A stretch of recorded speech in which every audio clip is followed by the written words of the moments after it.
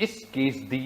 Police कार्रवाई हुण तक कित्थे तक पहुंची है? बहुत सारे लोगों का इस इंटरस्ट है कि हुण तक की कार्रवाई हुई है? ये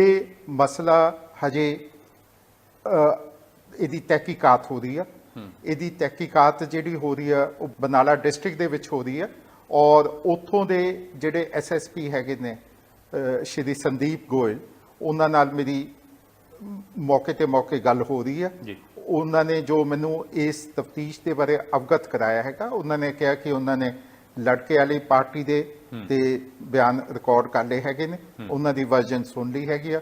ਕੱਲ ਉਹਨਾਂ ਨੇ ਲੜਕੀ ਵਾਲੀ ਪਾਰਟੀ ਦੇ ਬਿਆਨ ਰਿਕਾਰਡ ਕਰਨੇ ਨੇ ਔਰ ਉਹਨਾਂ ਨਾਲ ਕੱਲ ਵੀ ਮੇਰੀ ਦੁਬਾਰਾ ਗੱਲ ਹੋਈ ਸੀ। ਉਸ ਤੋਂ ਬਾਅਦ ਉਹ ਇਹਦੇ ਬਾਰੇ ਪੂਰੀ ਇੱਕ ਰਿਪੋਰਟ ਤਿਆਰ ਕਰਨਗੇ ਔਰ ਰਿਪੋਰਟ ਤਿਆਰ ਕਰਨ ਤੋਂ ਬਾਅਦ ਉਹ ਇਹਦੇ ਤੇ ਜੋ ਵੀ ਕਾਨੂੰਨੀ ਕਾਰਵਾਈ ਬਣਦੀ ਆ ਉਹ ਉਹਨਾਂ ਵੱਲੋਂ ਕੀਤੀ ਜਾਏਗੀ। ਇੱਕ ਰਾਏ ਬਣ ਗਈ ਕਿ ਬੇਅੰਤ ਕੌਰ ਨੇ ਸਬੰਧ ਤੋੜ ਲਿਆ ਲਵਪ੍ਰੀਤ ਦੇ ਨਾਲ ਤੇ ਉਸ ਤੋਂ ਦੁਖੀ ਹੋ ਕੇ ਉਸਨੇ ਆਤਮ ਹੱਤਿਆ ਕਰ ਲਈ। ਕਾਰਨ ਕੁਝ ਵੀ ਨਿਕਲੇ, ਪੁਲਿਸ ਨੂੰ ਪਹਿਲੀ ਨਜ਼ਰੇ ਇਹ ਕੀ ਲੱਗ ਰਿਹਾ ਕਿ ਇਹ ਅਬੈਟਮੈਂਟ ਟੂ ਸੁਸਾਈਡ ਦਾ ਕੇਸ ਹੈ, ਖੁਦਕੁਸ਼ੀ ਲਈ ਉਕਸਾਉਣ ਦਾ ਕੇਸ ਲੱਗ ਰਿਹਾ? ਸਪੋਜ਼ ਕਰੋ ਇਸ ਕੇਸ ਦੇ ਵਿੱਚ ਇਹ ਡਿਸਾਈਡ ਹੋਣਾ ਕਿ ਇਹ ਸੁਸਾਈਡ ਹੈਗੀ ਆ ਜਾਂ ਹੋਰ ਕਿਸੇ ਕਾਰਨ ਕਰਕੇ ਮੌਤ ਹੋਈ ਆ ਤਾਂ ਉਹਦੀਆਂ ਪ੍ਰੋਸੈਸਿਸ ਨਹੀਂ ਗਈਆਂ। ਉਹਦਾ ਬੱਚੇ ਦਾ ਵਿਸਰਾ ਲਿਆ ਜਾਏਗਾ, ਵਿਸਰਾ ਲੈ ਕੇ ਉਹ ਕੈਮੀਕਲ ਐਗਜ਼ਾਮੀਨਰ ਨੂੰ ਭੇਜਿਆ ਜਾਏਗਾ, ਕੈਮੀਕਲ ਐਗਜ਼ਾਮੀਨਰ ਤੋਂ ਚੈੱਕ ਹੋਏਗਾ ਵੀ ਮੌਤ ਦਾ ਕਾਰਨ ਕੀ ਆ, ਪੋਸਟਮਾਰਟਮ ਹੁੰਦਾ, ਸਾਰਾ ਕੁਝ ਇਹ ਸਾਰੀਆਂ ਚੀਜ਼ਾਂ ਲਿਖਤੀ ਪੜ੍ਹਤੀ ਕਰਨੀਆਂ ਹੁੰਦੀਆਂ ਨੇ ਔਰ ਇਹਨਾਂ ਬਾਰੇ ਕਿਆਸ ਰਾਈਆਂ ਲਾਣੀਆਂ ਗਲਤ ਹੋ ਜਾਂਦਾ ਕਿਉਂਕਿ ਉਹ ਕਈ ਵਾਰੀ ਇਹਨਾਂ ਦੀਆਂ ਕਿਆਸ ਰਾਈਆਂ ਆਪਣੀਆਂ ਕਿਆਸ ਰਾਈਆਂ ਉਹ ਜੱਜ ਦਾ ਮਾਈਂਡ ਜਾਂ ਪੁਲਿਸ ਦਾ ਮਾਈਂਡ ਬਾਇਸ ਕਰ ਸਕਦੀਆਂ ਨੇ। ਇੱਕ ਸਵਾਲ ਹੈ ਜਿਹੜਾ ਸਭ ਹਰ ਜ਼ੁਬਾਨ ਤੇ ਜ਼ਿਆਦਾਤਰ ਜ਼ੁਬਾਨ ਤੇ ਆਇਆ ਹੋਇਆ ਕਿ ਬੇਅੰਤ ਕੌਰ ਡਿਪੋਰਟ ਹੋਏਗੀ, ਇਹਦਾ ਪ੍ਰੋਸੈਸ ਕੀ ਹੈਗਾ ਔਰ ਇਹਦੇ ਚਾਂਸਸ ਕੀ ਲੱਗ ਰਹੇ ਤੁਹਾਨੂੰ? ਦੇਖੋ ਜਿਹੜਾ ਡਿਪੋਰਟੇਸ਼ਨ ਦਾ ਮਸਲਾ ਹੈਗਾ, ਮੈਂ ਪਹਿਲਾਂ ਵੀ ਇਹ ਕਿਹਾ ਹੈਗਾ, ਇਹ ਡਿਪੋਰਟੇਸ਼ਨ ਦਾ ਮਸਲਾ ਜਿਹੜਾ ਹੁੰਦਾ ਇਹ ਦੋ ਦੇਸ਼ਾਂ ਦੇ ਵਿੱਚ ਇੱਕ ਟ੍ਰੀਟੀ ਦੇ ਬੇਸਿਸ ਤੇ ਹੁੰਦਾ। ਐਕਸਟ੍ਰੈਡੀਸ਼ਨ ਟ੍ਰੀਟੀਜ਼ ਹੁੰਦੀਆਂ ਨੇ ਜਿਹੜੀਆਂ ਕਈ ਕੰਟਰੀਜ਼ ਨੇ ਸਾਈਨ ਕੀਤੀਆਂ ਹੁੰਦੀਆਂ ਨੇ ਔਰ ਉਹਦੇ 'ਚ ਉਹ ਕ੍ਰਾਈਮ ਕਲਾਸੀਫਾਈ ਕੀਤੇ ਹੁੰਦੇ ਨੇ ਵੀ ਆ ਜੇ ਕੋਈ ਬੰਦਾ ਕ੍ਰਾਈਮ ਕਰਦਾ ਤਾਂ ਉਹ ਡਿਪੋਰਟੇਸ਼ਨ ਦਾ ਉਹ ਹੋ ਸਕਦਾ, ਸਬਜੈਕਟ ਹੋ ਸਕਦਾ ਹੈਗਾ। ਸੋ ਉਹ ਇੱਕ ਜੁਡੀਸ਼ੀਅਲ ਪ੍ਰੋਸੈਸ ਹੁੰਦਾ ਡਿਪੋਰਟੇਸ਼ਨ ਦਾ, ਜਿਹੜਾ ਜੁਡੀਸ਼ੀਅਲ ਪ੍ਰੋਸੈਸ ਆਪਣੇ ਦੇਸ਼ ਦੇ ਵਿੱਚ ਹੀ ਨਹੀਂ, ਇੱਥੇ ਇੰਡੀਆ 'ਚ ਨਹੀਂ, ਉਹਦੀ ਜਸਟੀਫਿਕੇਸ਼ਨ ਔਰ ਉਹਦੀ ਇੱਕ ਰੀਵੈਲੀਡੇਸ਼ਨ ਉਹਦੀ ਦੂਜੀ ਕੰਟਰੀ 'ਚ ਵੀ ਹੁੰਦੀ ਹੈ। ਸਪੋਜ਼ ਕਰੋ ਜੇ ਤੁਸੀਂ ਆ ਲਵਪ੍ਰੀਤ ਤੇ ਬੇਅੰਤ ਕੌਰ ਦਾ ਮਸਲਾ ਕਹਿ ਰਹੇ ਹੋ, ਸਾਰਿਆਂ ਨਾਲੋਂ ਪਹਿਲਾਂ ਆਪਾਂ ਨੂੰ ਆਪਣੇ ਦੇਸ਼ ਦੇ ਵਿੱਚ, ਇੰਡੀਆ ਦੇ ਵਿੱਚ, ਭਾਰਤ ਦੇ ਵਿੱਚ ਔਰ ਪੰਜਾਬ ਦੇ ਵਿੱਚ, ਬਰਨਾਲੇ ਦੇ ਵਿੱਚ ਇਹ ਪ੍ਰੂਵ ਕਰਨਾ ਪਏਗਾ ਕਿ ਬੇਅੰਤ ਕੌਰ ਨੇ ਕ੍ਰਾਈਮ ਕੀਤਾ ਹੈਗਾ। ਜਦੋਂ ਆਪਣੀ ਪ੍ਰੋਸੈਸ ਇੱਥੋਂ ਕੰਪਲੀਟ ਹੋ ਜਾਏਗੀ ਆਪਾਂ ਉਹਨੂੰ ਕ੍ਰਿਮੀਨਲ ਘੋਸ਼ਿਤ ਕਰ ਦਾਂਗੇ, ਫਿਰ ਆਪਾਂ ਉਸ ਕੇਸ ਨੂੰ ਤਿਆਰ ਕਰਕੇ ਮਿਨਿਸਟਰੀ ਆਫ ਐਕਸਟਰਨਲ ਅਫੇਅਰਸ ਨੂੰ ਭੇਜਾਂਗੇ। ਆਪਣਾ ਪੁਲਿਸ ਦੇ ਥਰੂ ਜਿਹੜੀ ਇੱਕ ਸੀਬੀਆਈ ਏਜੰਸੀ ਆ ਉਹਦੇ ਵਿੱਚ ਇੱਕ ਇੰਟਰਪੋਲ ਸੈੱਲ ਬਣਿਆ ਹੋਇਆ, ਪੁਲਿਸ ਤਿਆਰ ਕਰਕੇ ਕੇਸ ਇੰਟਰਪੋਲ ਸੈੱਲ ਜਿਹੜਾ ਇੰਟਰਨੈਸ਼ਨਲ ਪੁਲਿਸ ਨੂੰ ਇੰਟਰਪੋਲ ਸ਼ਾਰਟ ਵਿੱਚ ਕਹਿੰਦੇ ਨੇ, ਉਹ ਸੀਬੀਆਈ ਦੀ ਇੰਟਰਪੋਲ ਡਿਵੀਜ਼ਨ ਕੇਸ ਤਿਆਰ ਕਰੇਗੀ ਤੇ ਉਹ ਉਸ ਤੋਂ ਬਾਅਦ ਉਹ ਕੇਸ ਅੱਗੇ MEA ਨੂੰ ਜਾਏਗਾ, ministry of external affair, ministry of external affairs ਤੋਂ ਫਿਰ ਉਹ ਅੱਗੇ ਕੰਸਰਨਡ ਕੰਟਰੀ 'ਚ ਜਾਏਗਾ। ਸਪੋਜ਼ ਕਰੋ ਕੈਨੇਡਾ 'ਚ ਤਾਂ ਓਨਟਾਰੀਓ ਪ੍ਰੋਵਿੰਸ 'ਚ, ਕਿੰਗਸਟਨ 'ਚ, ਤੇ ਉਹ ਉੱਥੇ ਜਾਏਗਾ। ਫਿਰ ਉੱਥੋਂ ਦੀ ਕੋਰਟ ਦੇ ਵਿੱਚ ਉਹ ਜਿਹੜੀ ਆਪਣੀ ਇੱਥੋਂ ਦੀ ਫਾਈਂਡਿੰਗ ਆ ਉਹਨੂੰ ਦੁਬਾਰਾ ਰੀਵੈਲੀਡੇਟ ਕੀਤਾ ਜਾਏਗਾ ਔਰ ਰੀਵੈਲੀਡੇਟ ਕਰਨ 'ਚ ਬਹੁਤ ਸਮਾਂ ਲੱਗ ਜਾਂਦਾ। ਉਹਦੇ 'ਚ ਉਹ ਜਿਹੜੀਆਂ ਚੀਜ਼ਾਂ ਨੂੰ ਵਾਚਦੇ ਨੇ ਉਹ ਦੇਖਦੇ ਨੇ ਕਿ ਇਸ ਕੇਸ ਦੀ ਕਿੰਨੀ ਗ੍ਰੈਵਿਟੀ ਆਫ ਕ੍ਰਾਈਮ ਆ, ਕੀ ਆ, ਉਹ ਸਾਰੇ ਤੱਥਾਂ ਨੂੰ ਵਿਚਾਰ ਕੇ ਫਿਰ ਹੀ ਉਹ ਆਪਣੇ ਕਿਸੇ ਸਿਟੀਜ਼ਨ ਨੂੰ ਡਿਪੋਰਟ ਕਰਨ ਲਈ ਐਗਰੀ ਹੁੰਦੇ ਨੇ। 2018 ਦੇ ਔਰ 2019 ਦੇ ਵਿੱਚ ਪਾਸਪੋਰਟ ਆਫਿਸ ਨੇ ਇਸ ਤਰ੍ਹਾਂ ਦੇ ਮੈਟਰੀਮੋਨੀਅਲ ਡਿਸਪਿਊਟ ਦੇ ਕਰਕੇ ਬਹੁਤ ਸਾਰੇ ਲੋਕਾਂ ਦੇ ਪਾਸਪੋਰਟ ਰੱਦ ਕੀਤੇ ਸੀ ਔਰ ਮਜਬੂਰਨ ਲੋਕਾਂ ਨੂੰ ਵਾਪਸ ਆਉਣਾ ਪਿਆ ਸੀ। ਫਰਕ ਇਹਨਾਂ ਕਿ ਉਸ ਸਮੇਂ ਉਹਨਾਂ ਮੁੰਡਿਆਂ ਦੇ ਪਾਸਪੋਰਟ ਰੱਦ ਹੋਏ ਸੀ ਜਿਹੜਾ ਪੰਜਾਬ ਦੇ ਵਿੱਚ ਬਹੁਤ ਸਾਰੀਆਂ ਕੁੜੀਆਂ ਨਾਲ ਧੋਖਾ ਕਰਕੇ ਗਏ ਸੀ, ਵਿਆਹ ਕਰਾ ਕੇ ਚਲੇ ਗਏ, ਉੱਥੇ ਜਾ ਕੇ ਕੁੜੀਆਂ ਦੇ ਨਾਲ ਸੰਬੰਧ ਤੋੜ ਲਿਆ। ਕੀ ਇਸ ਕੇਸ ਦੇ ਵਿੱਚ ਇਸ ਤਰ੍ਹਾਂ ਦੇ ਨਜ਼ਰੀਏ ਤੋਂ ਦੇਖਿਆ ਜਾ ਸਕਦਾ? ਬਿਲਕੁਲ ਦੇਖਿਆ ਜਾ ਸਕਦਾ। ਔਰ ਮੈਨੂੰ ਇੱਥੇ ਆਏ ਨੂੰ NRI ਵਿੰਗ 'ਚ ਆਏ ਨੂੰ ਕੋਈ 1.5 ਸਾਲ ਤੋਂ ਥੋੜਾ ਘੱਟ ਸਮਾਂ ਹੋਇਆ। ਔਰ ਇਸ ਦੇ ਵਿੱਚ ਜਿਹੜੀ ਤੁਸੀਂ ਗੱਲ ਕਹਿ ਰਹੇ ਹੋ, ਇਹ ਮੈਂ ਟ੍ਰੈਂਡ ਨੋਟਿਸ ਕੀਤਾ ਹੈਗਾ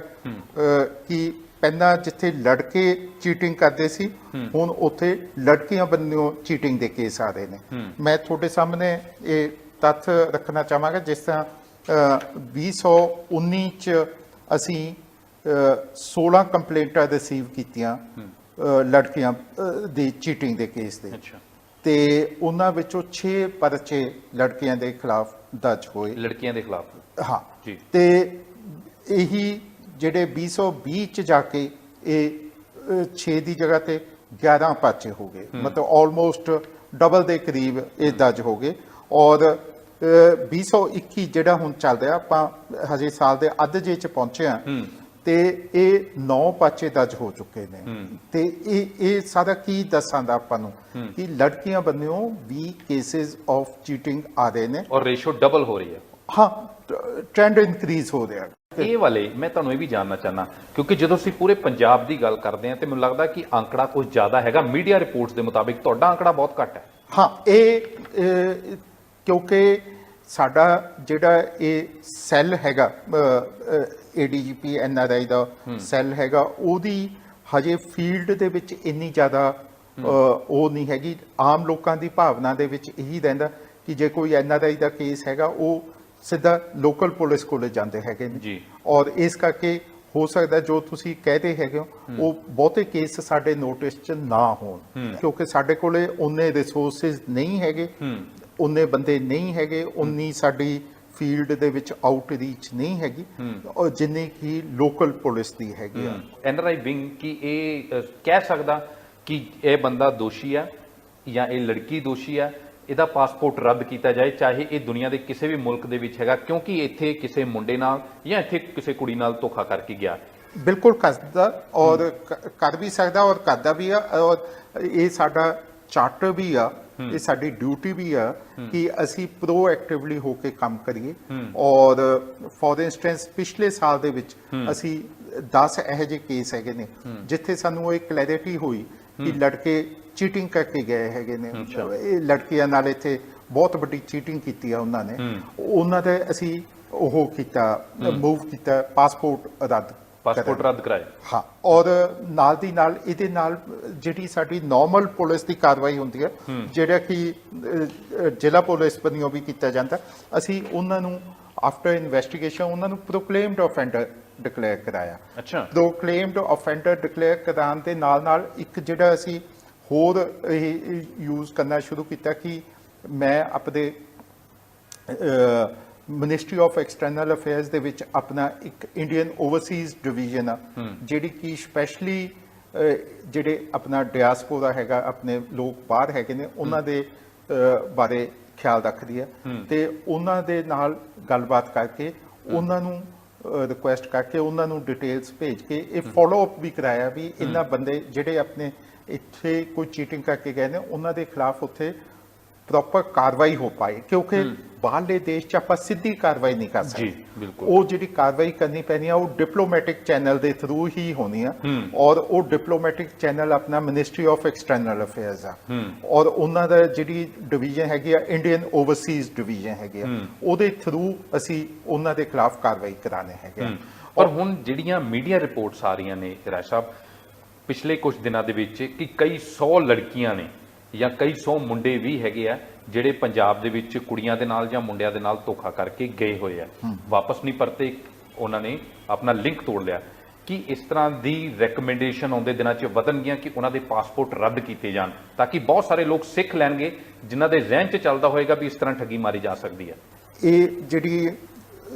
ਕੇਸਿਸ ਹੋਏ ਨੇ ਜਿੱਥੇ ਕਿ ਲੜਕੀ ਨਹੀਂ ਲੈ ਕੇ ਗਈ ਜਾਂ ਲੜਕਾ ਨਹੀਂ ਲੈ ਕੇ ਗਿਆ, ਆਪਾਂ ਨੂੰ ਇਸ ਚੀਜ਼ ਦਾ ਹਜੇ ਪ੍ਰੋਪਰ ਆਈਡੀਆ ਨਹੀਂ ਹੈਗਾ ਕਿ ਆਇਆ ਇਹ ਉੱਥੇ ਪ੍ਰੋਸੈਸਿਸ ਉਹਨਾਂ ਨੇ ਕੰਪਲੀਟ ਕਰ ਲਿਆ, ਕਿਆ ਕੋਵਿਡ ਦੀਆਂ ਕੋਈ ਰਿਸਟ੍ਰਿਕਸ਼ਨ ਕਰਕੇ ਨਹੀਂ ਉਹ ਜਾ ਪਾਏ, ਜਾਂ ਕਿ ਉਹਨਾਂ ਦਾ ਉੱਥੇ ਫਾਲਟ ਹੈਗਾ ਵੀ ਉਹਨਾਂ ਨੇ ਪ੍ਰੋਸੈਸਿਸ ਹੀ ਨਹੀਂ ਕੰਪਲੀਟ ਕੀਤੀਆਂ। ਤੇ ਇਹ ਆਪਾਂ ਨੂੰ ਹਜੇ ਕਲੈਰਿਟੀ ਨਹੀਂ ਹੈ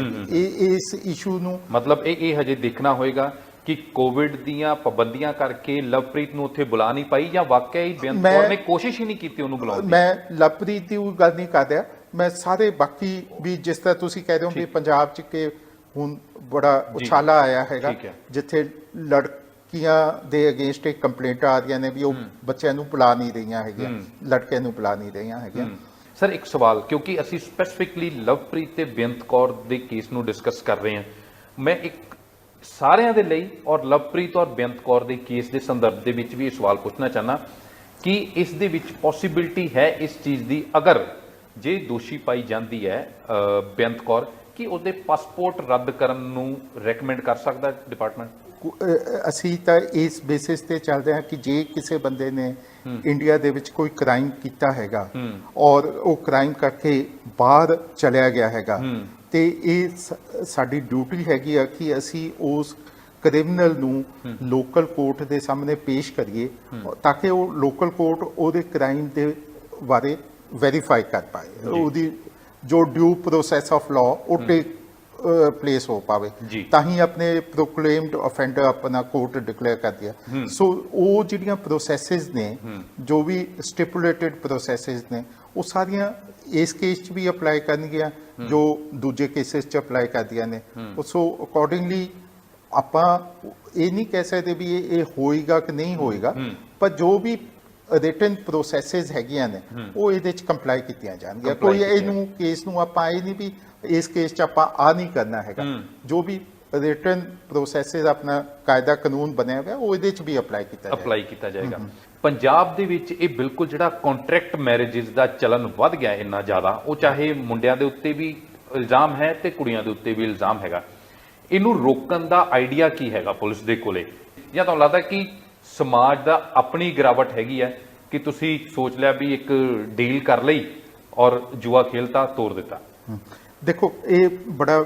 ਥੋੜਾ ਸੀਰੀਅਸ ਕੁਐਸਚਨ ਹੈਗਾ, ਔਰ ਇਹ ਸੀਰੀਅਸ ਕੁਐਸਚਨ ਇਸ ਕਰਕੇ ਵੀ ਹੈਗਾ ਕਿਉਂਕਿ ਇਹਦੇ ਤੇ ਆਪਣੇ ਪੰਜਾਬ ਦਾ ਭਵਿੱਖ ਵੀ ਡਿਪੈਂਡ ਕਰਦਾ। ਜੇ ਆਪਾਂ ਆਪਣੀ ਨਵੀਂ ਪਨੀਰੀ ਨੂੰ ਇਸ ਤਰ੍ਹਾਂ ਹੀ ਗਵਾਉਂਦੇ ਰਹੇ ਔਰ ਆਪਣੀ ਨਵੀਂ ਪਨੀਰੀ ਇੱਥੋਂ ਛੱਡ ਕੇ ਬਾਹਰਲੇ ਦੇਸ਼ਾਂ 'ਚ ਜਾ ਕੇ ਜੇਲ੍ਹਾਂ 'ਚ ਸੜਦੀ ਰਹੀ ਤਾਂ ਆਪਣੇ ਲਈ ਇਦੋਂ ਵੱਡੀ ਨਮੋਸ਼ੀ ਨਹੀਂ ਹੋਏਗੀ। ਸੋ ਜਿੱਥੋਂ ਤਾਈਂ ਪੰਜਾਬ ਸਰਕਾਰ ਹੈਗੀ ਆ, ਉਹਦਾ ਇਹ ਉਪਰਾਲਾ ਹੈਗਾ ਕਿ ਇਹਨੂੰ ਆਪਾਂ ਜੇ ਲੋਕਾਂ ਦੇ ਵਿੱਚ ਬਾਹਰ ਜਾਣ ਦਾ ਇੱਕ ਕਰੇਜ਼ ਹੈਗਾ, ਇੱਕ ਭਾਵਨਾ ਹੈਗੀ, ਉਸ ਨੂੰ ਆਪਾਂ ਕੰਸਟਰਕਟਿਵਲੀ ਕਿਵੇਂ ਉਹ ਕਰ ਸਕਦੇ ਹਾਂ, ਤੇ ਉਹਦੇ ਤਹਿਤ ਮੇਰੀ ਗੱਲਬਾਤ ਹੁੰਦੀ ਰਹਿੰਦੀ ਹੈਗੀ ਆ। ਪੰਜਾਬ ਦੀ ਜਿਹੜੀ ਘਰ ਘਰ ਰੋਜ਼ਗਾਰ ਯੋਜਨਾ ਦੇ ਤਹਿਤ ਇੱਕ ਆਪਾਂ ਨੇ ਸਕਿੱਲ ਡਿਵੈਲਪਮੈਂਟ ਦਾ ਸਪੈਸ਼ਲ ਮਹਿਕਮਾ ਖੋਲ੍ਹਿਆ ਹੈਗਾ। ਉਸ ਸਕਿੱਲ ਡਿਵੈਲਪਮੈਂਟ ਦੇ ਮਹਿਕਮੇ ਦੇ ਤਹਿਤ ਆਪਾਂ ਨੇ ਇੱਕ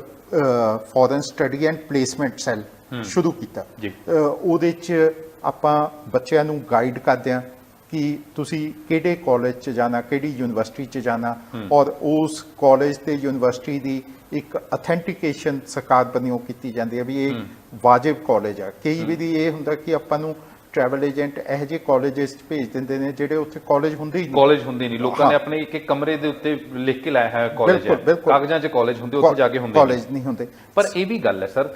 ਕਿ ਅਗਰ ਸਰਕਾਰ ਨੇ ਇਹ ਡਿਪਾਰਟਮੈਂਟ ਖੋਲ੍ਹਿਆ, ਇੱਕ ਵੱਖਰਾ ਵਿਵਸਥਾ ਕੀਤੀ ਹੈ ਕਿ ਇੱਥੋਂ ਤੁਸੀਂ ਆਈਲੈਟਸ ਕਰ ਸਕਦੇ ਹੋ ਜਾਂ ਇੱਥੋਂ ਪਤਾ ਲਗਾ ਸਕਦੇ ਹੋ ਵੀ ਅਸੀਂ ਫੋਰਨ ਦੇ ਵਿੱਚ, ਦੁਨੀਆ ਦੇ ਵਿੱਚ ਕਿਹੜੇ ਕਾਲਜ ਯੂਨੀਵਰਸਿਟੀ 'ਚ ਐਡਮਿਸ਼ਨ ਲੈ ਸਕਦੇ, ਪਰ ਬਹੁਤ ਸਾਰੇ ਲੋਕਾਂ ਨੂੰ ਪਤਾ ਹੀ ਨਹੀਂ ਹੈਗਾ। ਮੈਨੂੰ ਲੱਗਦਾ ਕਿ ਇੱਥੇ ਇੱਕ ਫੇਲੀਅਰ ਰਹਿ ਗਿਆ ਕਿ ਉਹਦੀ ਅਵੇਅਰਨੈਸ, ਜਾਗਰੂਕਤਾ, ਜਾਣਕਾਰੀ ਲੋਕਾਂ ਤੱਕ ਪਹੁੰਚੀ ਨਹੀਂ। ਫਿਰ ਵੀ ਲੋਕ ਅੱਜ ਵੀ ਟਰੈਵਲ ਏਜੰਟਾਂ ਦਾ ਜਾਂ ਆਈਲੈਟ ਸੈਂਟਰਾਂ ਦਾ ਜਾਂ ਕੰਟਰੈਕਟ ਮੈਰਿਜਾਂ ਦਾ ਸ਼ਿਕਾਰ ਹੋ ਰਹੇ ਨੇ, ਬਾਅਦ 'ਚ ਮੁੰਡੇ ਵੀ ਮਰਵਾ ਰਹੇ ਔਰ ਪਛਤਾ ਵੀ ਰਹੇ। ਬਿਲਕੁਲ, ਔਰ ਇਹਦੇ 'ਚ ਨਾ ਮੈਂ ਥੋੜਾ ਜਿਹਾ ਕਿਉਂਕਿ ਜਿਹੜਾ ਆਹ ਵਕਤ ਆਪਣੇ ਉੱਤੇ ਰਿਹਾ, ਕੋਵਿਡ ਦਾ ਵਕਤ ਰਿਹਾ, ਇਹ ਬਹੁਤ ਆਪਣੇ ਤੇ ਭਾਰ ਰਿਹਾ। ਆਪਾਂ ਉਸ ਦਾ ਲੋਕਾਂ ਨਾਲ ਵਿਚਰ ਨਹੀਂ ਪਾਏ ਜਿਸ ਤਰ੍ਹਾਂ ਕਿ ਆਪਾਂ ਵਿਚਰਨਾ ਚਾਹੁੰਦੇ ਸੀ, ਤੇ ਉਹ ਕੋਵਿਡ ਦੀਆਂ ਰਿਸਟ੍ਰਿਕਸ਼ਨਸ ਨੇ ਕਾਫੀ ਪ੍ਰੋਬਲਮ ਕੀਤੀ ਹੈ। ਪ੍ਰੋਫੈਸਰ ਜਿਹੜੇ ਇਸ ਸੈੱਲ ਦੇ ਇੰਚਾਰਜ ਨੇ, ਉਹਨਾਂ ਨਾਲ ਮੇਰੀ ਗੱਲਬਾਤ ਹੁੰਦੀ ਰਹਿੰਦੀ ਆ, ਤੇ ਉਹਨਾਂ ਨੇ ਹੁਣੀ ਮੈਨੂੰ ਕੁਝ ਦਿਨ ਪਹਿਲਾਂ ਜਦੋਂ ਉਹਨਾਂ ਨਾਲ ਮੇਰੀ ਗੱਲ ਹੋਈ ਤੇ ਉਹਨਾਂ ਨੇ ਦੱਸਿਆ ਕਿ 15 ਫਰਵਰੀ ਤੋਂ ਉਹਨਾਂ ਨੇ ਇਹ ਸੈੱਲ ਸ਼ੁਰੂ ਕੀਤਾ ਸੀ, ਇਸ ਸਾਲ 15 ਫਰਵਰੀ ਤੋਂ, ਔਰ ਹੁਣ ਤਾਈਂ ਉਹਨਾਂ ਨੇ ਕੋਈ 500 ਬੱਚੇ ਨੂੰ ਇਹਦੀ ਆਨਲਾਈਨ ਕੋਚਿੰਗ ਦਿੱਤੀ ਆ ਕਿਉਂਕਿ ਆਪਣੀਆਂ ਜਿਹੜੀਆਂ ਕੋਵਿਡ ਦੀਆਂ ਰਿਸਟ੍ਰਿਕਸ਼ਨਾਂ ਆ ਗਈਆਂ ਇਹਦੇ ਨਾਲ ਆਪਾਂ ਬੱਚਿਆਂ ਨੂੰ ਇਨਵਾਈਟ ਨਹੀਂ ਕਰ ਸਕਦੇ ਇੱਥੇ ਜੇ ਬੱਚੇ ਇੱਥੇ ਆਣਗੇ ਮੈਂ ਖੁਦ ਜਾ ਕੇ ਕਿਉਂਕਿ ਮੈਨੂੰ ਵੀ ਉਹਨਾਂ ਦਾ ਇੱਕ ਅਹਿਸਾਸ ਹੈਗਾ ਕਿ ਇਹ ਆਪਣੀ ਨਵੀਂ ਪਨੀਰੀ ਹੈ ਇੱਥੇ ਰਵੇ ਪੰਜਾਬ 'ਚ ਰਵੇ ਜੇ ਬਾਹਰ ਜਾਣਾ ਵੀ ਚਾਹੁੰਦੀ ਹੈ ਤਾਂ ਉਹ ਕਾਇਦੇ ਕਾਨੂੰਨ ਦੇ ਮੁਤਾਬਕ ਬਾਹਰ ਜਾਵੇ ਮੈਂ ਖੁਦ ਜਾ ਕੇ ਉਹਨਾਂ ਨੂੰ ਐਡਰੈਸ ਕਰਨਾ ਚਾਹੂੰਗਾ ਗੱਲਬਾਤ ਕਰਨਾ ਚਾਹੂੰਗਾ ਆਪਣੇ ਬੱਚੇ ਨੇ ਪਰ ਉਹ ਆਪਾਂ ਸਾਰੀਆਂ ਇਹ ਚੀਜ਼ਾਂ ਕਰ ਨਹੀਂ ਪਾਏ ਇਸ ਕਰਕੇ ਕਿਉਂਕਿ ਕੋਵਿਡ ਦੀਆਂ ਰੈਸਟ੍ਰਿਕਸ਼ਨ ਆ ਰਹੀਆਂ ਕਈ ਵਾਰੀ ਤਾਂ ਇਹ ਹੁੰਦਾ ਕਿ ਆਈਲੈਟ ਸੈਂਟਰ ਤੋਂ ਜਿਹੜੇ ਕਰਕੇ ਜਾਂਦੇ ਨੇ ਉੱਥੇ ਕੈਨੇਡਾ ਤੋਂ ਡਿਪੋਰਟ ਹੋ ਜਾਂਦੇ ਨੇ ਕਿਉਂਕਿ ਉਹਨਾਂ ਨੂੰ ਕੈਨੇਡਾ ਲਿਖਣਾ ਵੀ ਨਹੀਂ ਆਉਂਦਾ ਹੁੰਦਾ ਉਹਦੇ ਵੀ ਸਪੈਲਿੰਗ ਨਹੀਂ ਆਉਂਦੇ ਸੋ ਇਹ ਬੇਸਿਕਲੀ ਇਹ ਵੀ ਇੱਕ ਕਿਸਮ ਦਾ ਨੈਕਸਸ ਚੱਲ ਰਿਹਾ ਕਿ ਕਿਹਾ ਜਾਂਦਾ ਕਿ ਆਈਲੈਟਸ ਦੇ ਬੈਂਡ ਵੀ ਵਿਕਦੇ ਆ ਹੁਣ ਕੋਈ ਮਤਲਬ ਤੁਹਾਨੂੰ ਚੱਲਦੇ ਫਿਰਦੇ ਇਸ ਤਰ੍ਹਾਂ ਦੇ ਲੋਕ ਮਿਲ ਜਾਂਦੇ ਆ ਜਿਹੜੇ ਕਹਿ ਦਿੰਦੇ ਆ ਅਸੀਂ 1 ਲੱਖ ਰੁਪਏ ਪਰ ਬੈਂਡ ਚਾਰਜ ਕਰਾਂਗੇ ਦੱਸੋ ਕਿੰਨੇ ਬੈਂਡ ਚਾਹੀਦੇ 7 ਚਾਹੀਦੇ 8 ਚਾਹੀਦੇ ਇਹ ਇਸ ਤਰ੍ਹਾਂ ਦੇ ਵੀ ਇੱਕ ਨੈਕਸਸ ਚੱਲ ਰਿਹਾ ਹਾਂ ਇਹ ਇਸ ਕਰਕੇ ਆ ਕਿ ਆਪਣੀ ਜਿਹੜੀ ਪੰਜਾਬੀ ਸੋਸਾਇਟੀ ਆ ਉਹ ਬਹੁਤ ਕੰਪੀਟੀਟਿਵ ਸੋਸਾਇਟੀ ਆ ਉਹ ਜਦੋਂ ਕੋਈ ਆਪਦਾ ਟਾਰਗੇਟ ਫਿਕਸ ਕਰ ਲੈਂਦੇ ਨੇ ਉਸ ਟਾਰਗੇਟ ਅਚੀਵ ਕਰਨ ਨੂੰ ਉਹ ਹਰ ਇੱਕ ਚੀਜ਼ ਐਟ ਸਟੇਕ ਲਾ ਦਿੰਦੇ ਨੇ ਉਹ ਗੈਂਬਲ ਕਰ ਦਿੰਦੇ ਨੇ ਪੰਜਾਬ 'ਚ ਤੇ ਕਿਹਾ ਜਾਣ ਲੱਗਾ ਕਿ ਪੰਜਾਬ ਦਾ ਬ੍ਰੇਨ ਡਰੇਨ ਹੋ ਗਿਆ ਪੂਰੀ ਤਰ੍ਹਾਂ ਨਾਲ ਬਹੁਤ ਬੁਰੀ ਤਰ੍ਹਾਂ ਨਾਲ ਹੋ ਰਿਹਾ ਮਤਲਬ ਪੰਜਾਬ ਦੇ ਵਿੱਚ ਪੰਜਾਬ ਦਾ ਯੂਥ ਰਹਿਣਾ ਹੀ ਨਹੀਂ ਚਾਹੁੰਦਾ ਹੁਣ ਹਰ ਹੀਲੇ ਬਾਹਰ ਜਾਣਾ ਔਰ ਕਿਸੇ ਤਰ੍ਹਾਂ ਨਾਲ ਚੱਲ ਜੇ ਔਰ ਉਹਦਾ ਨਤੀਜਾ ਇਹ ਠੱਗੀਆਂ ਠੱਗੀਆਂ ਕਿਉਂਕਿ ਆਪਾਂ ਇੰਨੇ ਕੰਪੀਟੀਟਿਵ ਹੋ ਗਏ ਵੀ ਆਹ ਚੀਜ਼ ਪ੍ਰਾਪਤੀ ਕਰਨੀ ਆ ਭਾਵੇਂ ਕਿਸ ਤਰ੍ਹਾਂ ਕਰੀਏ ਕਿਸੇ ਤਰ੍ਹਾਂ ਨਾਲ ਕਰੀਏ ਸਰ ਕੀ ਬੇਅੰਤ ਕੌਰ ਲਵਪ੍ਰੀਤ ਕੇਸ ਦੀ ਪੁਲਿਸ ਇਨਵੈਸਟੀਗੇਸ਼ਨ ਕਦੋਂ ਤੱਕ ਪੂਰੀ ਹੋ ਜਾਣੀ ਹੈ ਘੱਟੋ ਘੱਟ ਲੋਕਾਂ ਨੂੰ ਇੱਕ ਨਤੀਜੇ ਦੀ ਸਮਝ ਆਏ ਕੀ ਹੋਣ ਕੀ ਲੱਗਾ ਔਰ ਇਸ ਮਸਲੇ ਚੋਂ ਨਿਕਲਿਆ ਕੀ ਇਹ ਦੇਖੋ ਇਨਵੈਸਟੀਗੇਸ਼ਨ ਚ ਜਾਂ ਉਹਦੇ ਚ ਆਪਾਂ ਕੋਈ ਸਮਾਬੰਧ ਤਾਂ ਨਹੀਂ ਕਰ ਸਕਦੇ ਪਰ ਅੱਜ ਵੀ ਜਿਸ ਤਰ੍ਹਾਂ ਮੈਂ ਉਹਨਾਂ ਦੇ ਉੱਥੇ ਜਿਹੜੇ ਡੀਐਸਪੀ ਹੈਗੇ ਨੇ ਉਹਨਾਂ ਨਾਲ ਗੱਲਬਾਤ ਕੀਤੀ ਹੈਗੀ ਤੇ ਉਹਨਾਂ ਤੋਂ ਪਤਾ ਕੀਤਾ ਵੀ ਇਹਦੇ ਚ ਜਿਹੜੀਆਂ ਪ੍ਰੋਸੈਸਿਸ ਨੇ ਉਹ ਸਾਰੀਆਂ ਤੁਸੀਂ ਕੀਤੀਆਂ ਵੀਆਂ ਨੇ ਤੇ ਉਹਨਾਂ ਨੇ ਮੈਨੂੰ ਦੱਸਿਆ ਵੀ ਹਾਂ ਪ੍ਰੋਸੈਸਿਸ ਕੀਤੀਆਂ ਵੀਆਂ ਨੇ ਤੇ ਫਿਰ ਮੈਂ ਉਹਨਾਂ ਤੋਂ ਪੁੱਛਿਆ ਵੀ ਇਹਦੇ ਰਿਜ਼ਲਟ ਕਦੋਂ ਤਾਈਂ ਤੁਸੀਂ ਉਮੀਦ ਕਰਦੇ ਹੋ ਜਿਸ ਤਰ੍ਹਾਂ ਕੈਮੀਕਲ ਵਿਸਰਾ ਭੇਜਿਆ ਉਹਨਾਂ ਦੇ ਤੇ ਉਹਨਾਂ ਨੇ ਕਿਹਾ ਵੀ ਅਸੀਂ ਆਲਰੇਡੀ ਉਹਦਾ ਦੁਬਾਰਾ ਰਿਮਾਈਂਡਰ ਉਹਨਾਂ ਨੂੰ ਲਿਖ ਕੇ ਭੇਜਿਆ ਵੀ ਇਹਦਾ ਵਿਸਰੇ ਦਾ ਨਤੀਜਾ ਸਾਨੂੰ ਜਲਦੀ ਭੇਜਿਆ ਜਾਵੇ ਸੋ ਉਹਨਾਂ ਬੰਨਿਓ ਪੂਰਾ ਉਪਰਾਲਾ ਇਹ ਕੀਤਾ ਜਾ ਰਿਹਾ ਬਰਨਾਲਾ ਪੁਲਿਸ ਬੰਨਿਓ ਵੀ ਇਸ ਨੂੰ ਜਲਦੀ ਤੋਂ ਜਲਦੀ ਆਪਾਂ ਕੰਪਲੀਟ ਕਰੀਏ ਪਰ ਕਿਉਂਕਿ ਇਨਵੈਸਟੀਗੇਸ਼ਨ ਦੇ ਵਿੱਚ ਕੱਲੀ ਪੁਲਿਸ ਹੀ ਨਹੀਂ ਦੂਜੀਆਂ ਏਜੰਸੀਆਂ ਵੀ ਨੇ ਕੈਮੀਕਲ ਐਗਜ਼ਾਮੀਨਰ ਸਾਰੇ ਨੇ ਸੋ ਉਹਨਾਂ ਨੂੰ ਨਾਲ ਲੈ ਕੇ ਉਪਰਾਲਾ ਇਹੀ ਕਰਦੇ ਨੇ ਵੀ ਜਲਦੀ ਤੋਂ ਜਲਦੀ ਇਸ ਦੇ ਉੱਤੇ ਆਪਾਂ ਕੋਈ ਨਤੀਜੇ ਤੇ ਪਹੁੰਚ ਪਾਈਏ ਪਰ ਇਨ ਆਲ ਇਹ ਮਦਭਾਗੀ ਘਟਨਾ ਹੈਗੀ ਇਹ ਸਾਰਿਆਂ ਨੂੰ ਦੇ ਮਨ ਨੂੰ ਦੁਖੀ ਕਰਨ ਵਾਲੀ ਘਟਨਾ ਕੋਈ ਵੀ ਆਪਣਾ ਪੰਜਾਬ ਦਾ ਨੌਜਵਾਨ ਜੇ ਕਿਸੇ ਦੀ ਡੈਥ ਹੁੰਦੀ ਹੈ ਤਾਂ ਔਰ ਇਹ ਜਿਹੇ ਸਰਕਮਸਟੈਂਸ ਦੁੱਖ ਸਾਰਿਆਂ ਲਈ ਹੋਣਾ ਚਾਹੀਦਾ ਦੁੱਖ ਸਾਰਿਆਂ ਲਈ ਹੈਗਾ ਔਰ ਆਪਾਂ ਉਸ ਦੁੱਖ ਦੇ ਘੜੀ ਦੇ ਵਿੱਚ ਆਪਾਂ ਥੋੜਾ ਜਿਹਾ ਉਹ ਰੱਖੀਏ ਸੰਜਮ ਰੱਖੀਏ ਆਪਾਂ ਇਮੋਸ਼ਨਲ ਨਾ ਹੋਈਏ ਪਰ ਆਪਾਂ ਪੁਲਿਸ ਨੂੰ ਪ੍ਰੋਪਰ ਤਫਤੀਸ਼ ਕਰਨ ਦਾ ਮੌਕਾ ਦੇਈਏ ਇਹੀ ਮੇਰੀ ਸਾਰੇ ਲੋਕਾਂ ਨੂੰ ਅਪੀਲ ਹੈਗੀ ਬਹੁਤ ਧੰਨਵਾਦ ਸਰ ਸਮਾਂ ਦੇਣ ਦੇ ਲਈ ਅਮਰਦੀਪ ਸਿੰਘ ਰਾਏ ਜਿਨ੍ਹਾਂ ਨੇ ਕਿਹਾ ਕਿ ਕੁਝ ਹੀ ਦਿਨਾਂ ਦੇ ਵਿੱਚ ਪੁਲਿਸ ਇਨਵੈਸਟੀਗੇਸ਼ਨ ਜਿਹੜੀ ਹੈ ਪੂਰੀ ਹੋਏਗੀ ਡੀਐਨਏ ਟੈਸਟ ਕੀਤੇ ਜਾ ਰਿਹਾ ਹੈ ਔਰ ਐਨਆਰਆਈ ਵਿੰਗ ਹੈ ਬਹੁਤ ਸਾਰੇ ਇਸ ਤਰ੍ਹਾਂ ਦੇ ਧੋਖੇਧੜੀ ਦੇ ਕੇਸਾਂ ਦੇ ਵਿੱਚ ਇਸ ਤਰ੍ਹਾਂ ਦੇ ਅਸੀਂ ਅਜੇ ਨਾ ਵੀ ਕਹੀਏ ਕਿਉਂਕਿ ਇਨਵੈਸਟੀਗੇਸ਼ਨ ਜਾਰੀ ਹੈ ਐਨਆਰਆਈ ਵਿੰਗ ਬਹੁਤ ਸਾਰੇ ਕੇਸਾਂ ਦੇ ਵਿੱਚ ਜਿਨ੍ਹਾਂ ਦੇ ਵਿੱਚ ਇਹ ਮੰਨਿਆ ਗਿਆ ਕਿ ਧੋਖਾਧੜੀ ਹੋਈ ਹੈ ਉਹਨਾਂ ਦੇ ਪਾਸਪੋਰਟ ਰੱਦ ਕਰਨ ਦੀ ਸਿਫਾਰਿਸ਼ ਕਰ ਚੁੱਕਿਆ ਹੈਗਾ ਜੇਕਰ ਇਸ ਕੇਸ ਨੂੰ ਲੈ ਕੇ ਵੀ ਕੱਲ ਨੂੰ ਇਹ ਕਾਨੂੰਨੀ ਤੌਰ ਦੇ ਉੱਤੇ ਸਾਬਿਤ ਹੋ ਜਾਂਦਾ ਹੈ ਕਿ ਬੇਅੰਤ ਕੌਰ ਨੇ ਧੋਖਾ ਕੀਤਾ ਹੈਗਾ ਲਵਪ੍ਰੀਤ ਦੇ ਨਾਲ ਤਾਂ ਏਐਸ ਰਾਏ ਦਾ ਕਹਿਣਾ ਕਿ ਡਿਪਾਰਟਮੈਂਟ ਦੇ ਅਕੋਰਡਿੰਗ ਜਿਹੜੀ ਕਾਰਵਾਈ ਬਣਦੀ ਹੋਏਗੀ ਉਹ ਕੀਤੀ ਜਾਏਗੀ ਯਾਨੀ ਕਿ ਫਿਰ ਜਿਹੜਾ ਪਾਸਪੋਰਟ ਰੱਦ ਹੈ ਉਹ ਬੇਅੰਤ ਕੌਰ ਦਾ ਵੀ ਹੋ ਸਕਦਾ ਹੈ ਹਾਲਾਂਕਿ ਡਿਪੋਰਟ ਕਰਨ ਦਾ ਪ੍ਰੋਸੈਸ ਜਿਹੜਾ ਉਹ ਟੈਕਨੀਕਲ ਹੈ ਔਰ ਸਾਲਾਂ ਬੱਧੀ ਬਹੁਤ ਲੰਬਾ ਹੈਗਾ ਪਰ ਇਸ ਮਸਲੇ 'ਚ ਇਨਸਟੈਂਟ ਕਾਰਵਾਈ ਕੀਤੀ ਜਾ ਸਕੇਗੀ ਜੇ ਬੇਅੰਤ ਕੌਰ ਦੋਸ਼ੀ ਪਾਈ ਜਾਂਦੀ ਹੈ ਕਿਉਂਕਿ ਇਸ ਤਰ੍ਹਾਂ ਦੇ ਬਹੁਤ ਸਾਰੇ ਕੇਸਾਂ ਦੇ ਵਿੱਚ ਪਾਸਪੋਰਟ ਰੱਦ ਕੀਤੇ ਜਾ ਚੁੱਕੇ ਨੇ ਇਸ ਸਾਲ ਵੀ ਰეკਮੈਂਡ ਕੀਤਾ ਹੈ ਐਨਆਰਆਈ ਵਿੰਗ ਨੇ ਤੇ 2018-19 ਦੇ ਵਿੱਚ ਵੀ ਐਗਜ਼ਾਮਪਲ ਬਹੁਤ ਪਈਆਂ ਨੇ ਜਿਨ੍ਹਾਂ ਨੇ ਧੋਖਾਧੜੀ ਕੀਤੀ ਉਹਨਾਂ ਦੇ ਪਾਸਪੋਰਟ ਰੱਦ ਕੀਤੇ ਗਏ ਤੇ ਮਜਬੂਰਨ ਉਹਨਾਂ ਲੋਕਾਂ ਨੂੰ ਵਾਪਸ ਪੰਜਾਬ ਭਾਰਤ ਪਰਤਣਾ ਪਿਆ